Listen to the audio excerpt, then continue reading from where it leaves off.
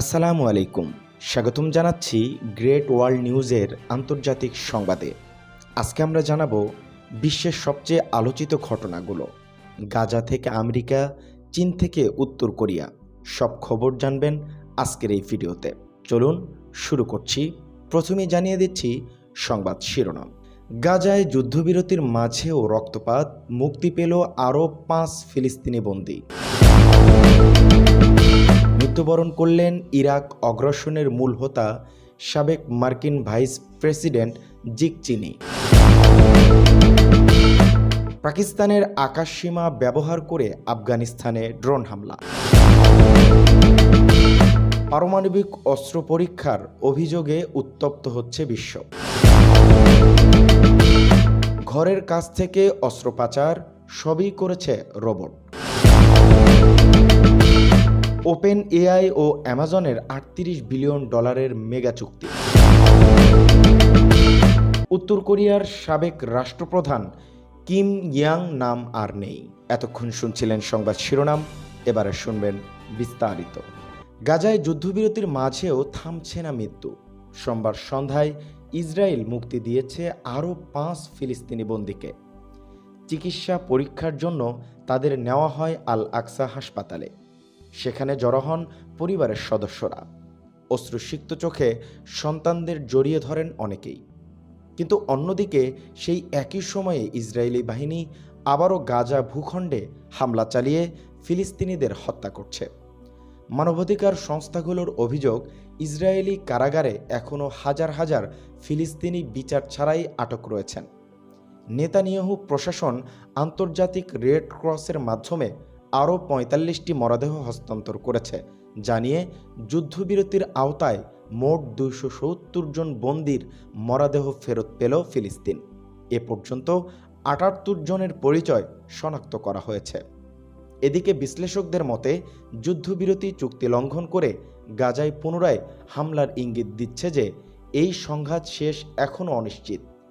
দক্ষিণ গাজার রাফা শহরে সাম্প্রতিক হামলায় নিহত হয়েছেন আরও 3 জন। ত্রাণ বন্ধ, খাদ্য সংকট আর মৃত্যু ভয় সব মিলিয়ে গাজার আকাশে এখনও যুদ্ধের ছায়া ঘন। মৃত্যুবরণ করলেন ইরাক অগ্রাসনের মূল হোতা সাবেক মার্কিন ভাইস প্রেসিডেন্ট জিক চিনি। বিশ্ব রাজনীতিতে বিতর্কিত নাম ডিক চিনি আর নেই। ইরাক অগ্রাসনের এই মূল পরিকল্পনাকারী মারা গেছেন 84 বছর বয়সে। পারিবারিক সূত্রে জানা গেছে নিউমোনিয়া ও হৃদজনিত জটিলতায় সোমবার রাতে শেষ নিঃশ্বাস ত্যাগ করেন তিনি। 2003 সালে গণবিধ্বংসী অস্ত্র থাকায় অজুহাতে ইরাকের হামলা চালায় মার্কিন ও ব্রিটিশ বাহিনী, যে হামলায় পার হারান কয়েক লাখ সাধারণ মানুষ। চিনি ছিলেন সেই যুদ্ধের অন্যতম স্থপতি। প্রেসিডেন্ট জর্জ ডব্লিউ বুশের ভাইস প্রেসিডেন্ট হিসাবে এর আগে 70 দশকে প্রেসিডেন্ট জেরাল্ড ফোর্ডের চিফ অফ স্টাফ হিসেবে দায়িত্ব পালন করেছিলেন তিনি।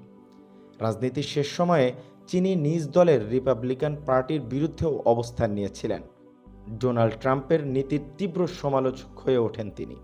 এমনকি 2024 সালের নির্বাচনে ডেমোক্র্যাট প্রার্থী কমলা হ্যারিসকে সমর্থন দিয়ে দলীয় রাজনীতিতে আলোড়ন ঝড় তোলেন তিনি।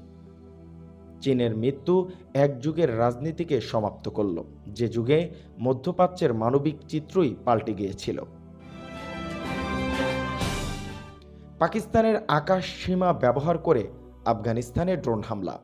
ভারতের সংবাদগুলো চাঞ্চল্যকর তথ্য প্রকাশ করেছে। পাকিস্তানের আকাশ সীমা ব্যবহার করে মার্কিন ড্রোন হামলা চালাচ্ছে আমেরিকা। আর এই সিদ্ধান্ত নেওয়া হচ্ছে প্রধানমন্ত্রী শাহবাজ শরীফকে পাশ কাটিয়ে, সরাসরি সেনাপ্রধান আসিম মনিরের নির্দেশে। এই খবর প্রকাশের পর দক্ষিণ এশিয়ায় শুরু হয়েছে নতুন এক কূটনৈতিক আলোড়ন। আফগান সীমান্ত সংঘাত থেমে গেলেও এবার লড়াই শুরু হয়েছে ক্ষমতা আর প্রভাবের।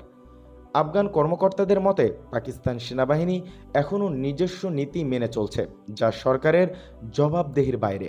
এখন প্রশ্ন উঠছে, দেশটি এখন কে চালাচ্ছে, সরকার নাকি সেনাবাহিনী? ভারতীয় সংবাদ মাধ্যম ইন্ডিয়া টুডে জানায়, যুক্তরাষ্ট্র গোপনে পাকিস্তানের আকাশপথ ব্যবহার করছে, অথচ ইসলামাবাদ চুপ রয়েছে। বিশ্লেষকদের ধারণা এর পিছনে রয়েছে সেনাপ্রধান আসিম মুনির ও ডোনাল্ড ট্রাম্পের ঘনিষ্ঠ সম্পর্ক। তাদের মধ্যে গত সেপ্টেম্বর এক বৈঠকের পর থেকেই নীরবতা বেড়েছে ইসলামাবাদে। কিন্তু এই নীরবতা কি কূটনৈতিক শিষ্টাচার নাকি সরকার ক্ষমতার হারানোর ইঙ্গিত? রাজনৈতিক বিশ্লেষকদের মতে এই প্রশ্নের উত্তরই নির্ধারণ করবে পাকিস্তানের ভবিষ্যৎ। পারমাণবিক অস্ত্র পরীক্ষায় অভিযোগে উত্তপ্ত হচ্ছে বিশ্ব। রাশিয়া, চীন, এমনকি পাকিস্তানও পারমাণবিক অস্ত্রের পরীক্ষা চালাচ্ছে। এ অভিযোগ তুলেছেন মার্কিন প্রেসিডেন্ট ডোনাল্ড ট্রাম্প। সিবিএস নিউজের 60 মিনিট অনুষ্ঠানে দেওয়া এক সাক্ষাৎকারে তিনি বলেন, আমরা চালাই না, কিন্তু তারা চালায়।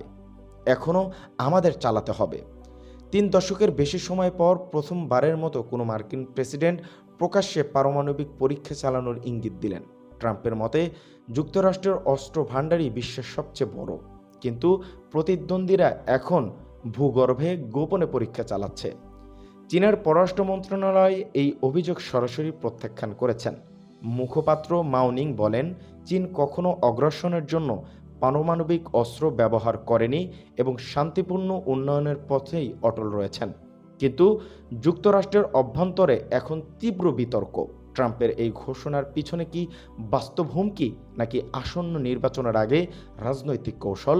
যাই হোক, এতে বিশ্বজুড়ে নতুন এক পারমাণবিক প্রতিযোগিতার আতঙ্ক তৈরি হয়েছে।